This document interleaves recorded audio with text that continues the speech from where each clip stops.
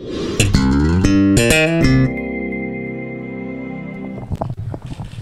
Stephen, what's it been like to actually be here after making your decision to go to Tennessee?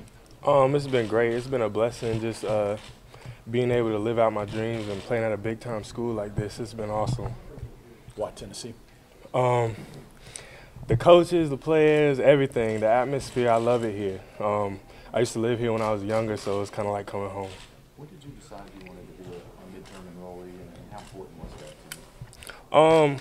Well, I talked to my coach last year, my junior year, a little bit before I committed. Like wherever I ended up, I was going to enroll early, just to like kind of get in the system a little bit, get a little bit bigger, and so I could hopefully make an impact in the fall. Stephen, are you guys on the defensive side of the ball that are mid-year enrollees? And is that nice to have some other guys going through this process with you? Oh yeah, definitely. I mean, it's good to have offensive guys too, because they're still going through the same stuff. But it's definitely good to have guys on the same side of the ball as you going through the same stuff. So that's awesome. Is there any of the older guys reaching out to you that's kind of helped you so far?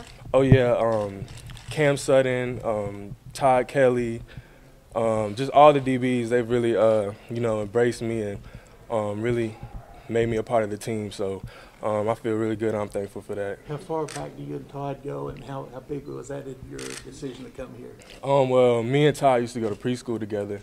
So, I mean, we've always kind of kept communicating, but it didn't really play a factor on whether or not I wanted to go to Tennessee.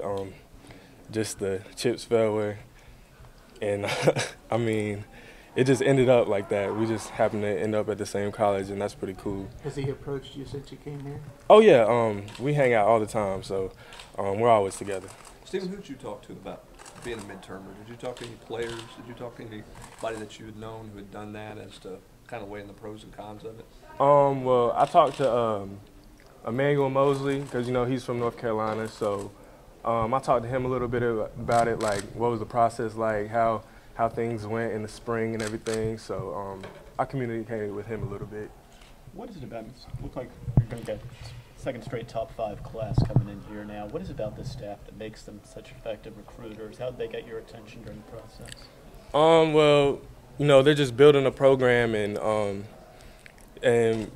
just the players also, they've really bought into the system, and I really like that. I wanted to be a part of it, so that's what really made me come. I mean, the coaches do a lot of the recruiting, but the players do recruiting as well. So, Stephen, you took a late visit to North Carolina. Kind of what was the last month like before you got here? Well, sometimes I just had to kind of reevaluate my decision, and sometimes you got to take a look at other options to like reaffirm your first decision. So that was kind of what I was going through.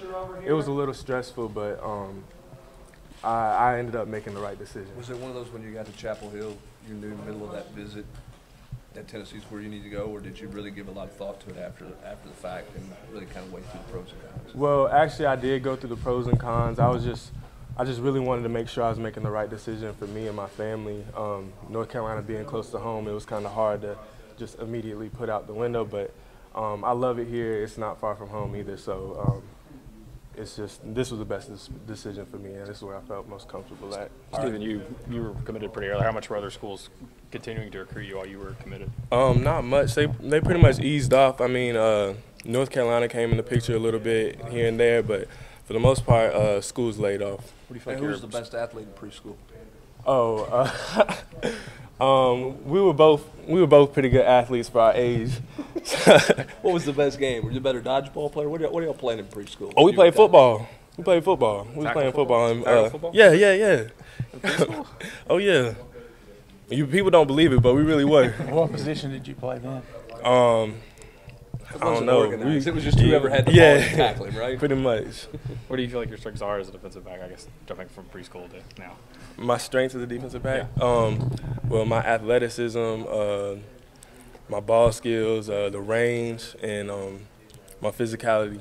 What advice has Todd given you since you got here?